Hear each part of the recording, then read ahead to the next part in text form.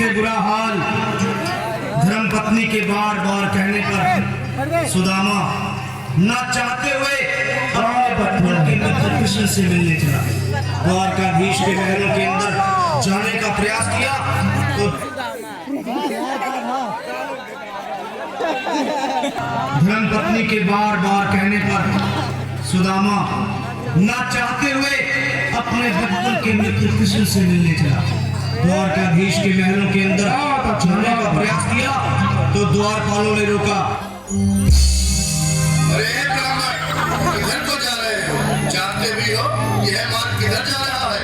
यह मार्ग द्वारकाधीश श्री कृष्ण के महलों को जाता है। हे विप्र, तुम यहाँ कहाँ भटक रहे हो? ए भाई, जानता हूँ ये मार्ग श्री कृष्ण के महलों को जाता है। मैं उनसे ही मिलने आया हूँ भाई। देखो देखो ये गरीबी का हाल, कृष्ण के दर पे विश्वास लेके आया। मेरे बचपन का यार है मेरा श्याम, हमारे महल के करीब आ गया है। तुम्हारे महल के करीब आ गया है।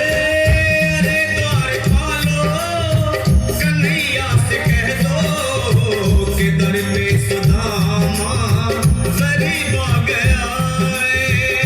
दर पे सुदामा करीब आ गया है। भाई द्वारपाल, मुझ पर दया करो भाई। बस तुम जाकर कन्हैया को ये बता दो कि उनका बाल सखा सुदामा मिलने आया है। मेरे इस फटे हाल पर मत जाओ भाई। तुम बस जाकर मेरा संदेश उस कृष्ण को दे दो भाई। क्या हंसी ठट्टा करने को हमें मिले हैं? तुम ठहरे दीन निर्धन फटेहाल ब्राह्मण, तुम्हारे अंग अंग से गरीबी बदहाली झलक रही है। और कहा महाराज श्री कृष्ण, क्षमा करना पंडित जी, हमें अपने प्राणों से हाथ नहीं धोने जो तुम्हारा ये संदेश द्वारकाधीश तक पहुंचाए।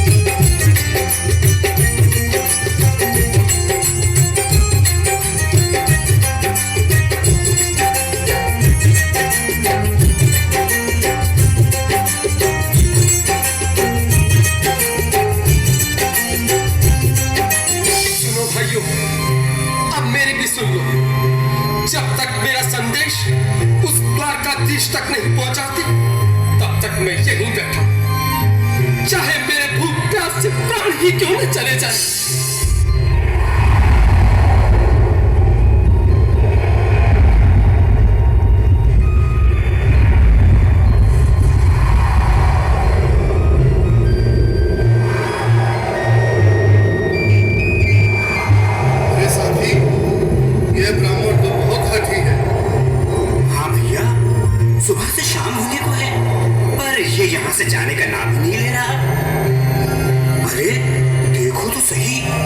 देह कैसे कांप रही है, लगता है जैसे प्राण होठों पर अटके हैं। भगवान न करे अगर ब्राह्मण ने यही प्राण त्याग दिए तो, और अगर ये सच में द्वारिकाधीश का मित्र हुआ तो क्या होगा भैया? सही कहते हो। अगर ब्राह्मण हत्या का पाप लग गया तो पीढ़ियां नरक भोगेंगी। अगर महाराज का मित्र हुआ तो मृत्यु दंड का भय है। अपनी आने वाली पीढ़ियों को नरक में डालने से तो ये संदेश पहुंचाना ही ज्यादा अच्छा है। क्यों ना महाराज का संदेश पहुंचा दे? ऐसे करो, तुम जाओ भैया। तुम जाओ भैया, तुम उम्र में बड़े ठहरे, मेरी बात को समझो, तुम ही जाओ। देखो भाई, मैं ठहरा बाल बच्चेदार परिवार वाला, मेरे बूढ़े माँ बाप थे, तुम ठहरे कुंवारे अकेले। अच्छा, मैं ही जाता हूँ। बिल्कुल रास्ता दे दे, बिल्कुल बीच में मनोहर सिंह जी। आज फिर लीलाधारी के चेहरे पर मुस्कान है। लगता है जरूर कोई नई लीला रचने वाले हैं। द्वारकाधीश की जय हो। कहो द्वारपाल, इस समय कैसे आना हुआ? महाराज, क्षमा चाहता हूं, पर कारण ही कुछ ऐसा है। द्वार पर एक ब्राह्मण स्वयं को रुक क्यों गए? आगे बोलो।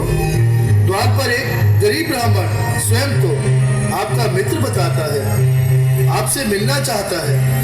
अपना नाम सुदामा बताता है। सुदामा? क्या कहा? सुदामा? मेरा बाल सखा सुदामा? मेरे बचपन का मित्र सुदामा? सुदामा, मेरा मित्र सुदामा।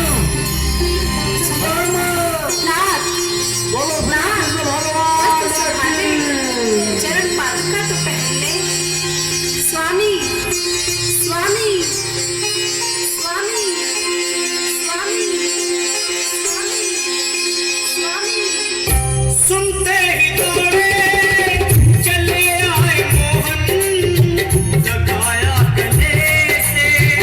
बिल्कुल मीठी मीठी ताली के साथ में सब बोलो इसके लिए। साक्षात कृष्ण भगवान आए हैं।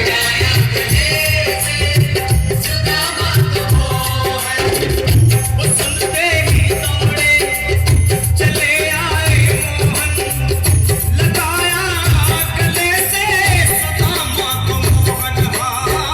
बिल्कुल हाय हाय गले से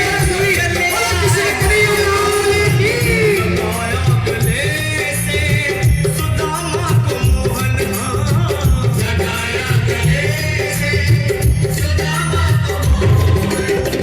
हुआ रुक्मणी को बहुत ही अचंभा, हुआ रुक्मणी को बहुत ही अचंभा। ये मेहमान कैसा अजीब आ गया है,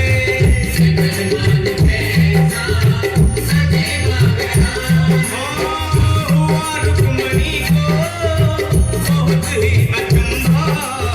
ये मेहमान कैसा अजीब आ गया है, ये मेहमान कैसा अजीब आ गया है।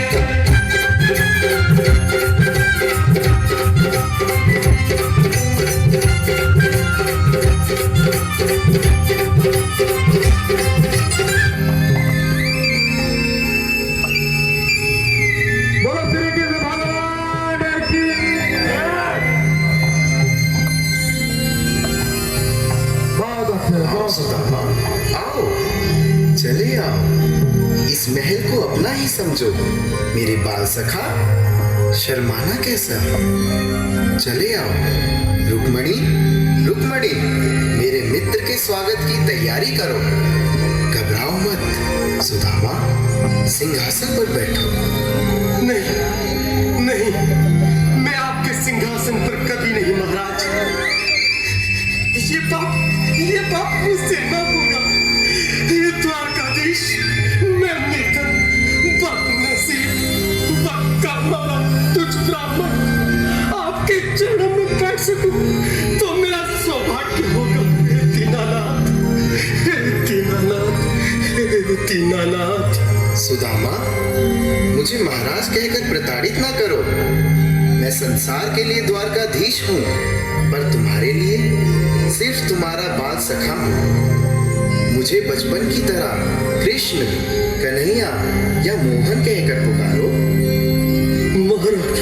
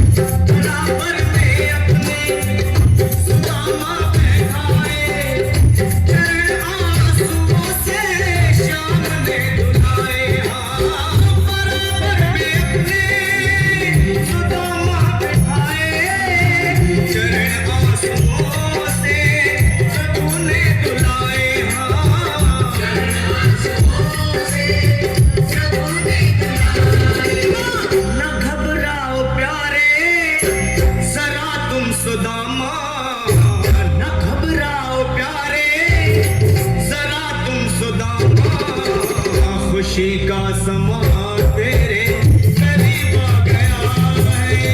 खुशी का समा तेरे करीब आ गया है। ना घबराओ प्यारे, जरा तुम सुदामा। ना घबराओ प्यारे, जरा तुम सुदामा। खुशी का समा तेरे